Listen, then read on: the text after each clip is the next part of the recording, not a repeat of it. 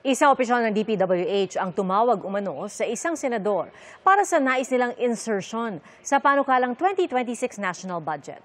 Ayon kay Senator Panfilo Lacson, sa panayam ng Super Radyo DZBB, isang nagpakilalang Undersecretary Cabral ang nakipag-ugnayan daw sa staff ni Senate Minority Leader Tito Soto matapos ang eleksyon nitong Mayo at hiniling umano nito ang nais nilang ipasok sa National Expenditure Program para sa 2026.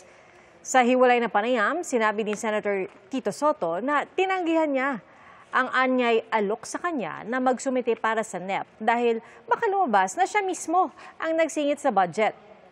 Hindi sinabi ni Lacson kung sino ang Yusek Cabral na kanyang tinutukoy. Pero sinabi niya sa pahayag na nakalista sa website ng DPWH si Maria Catalina E. Cabral bilang Undersecretary for Planning, Public-Private Partnership, and Information Management Services.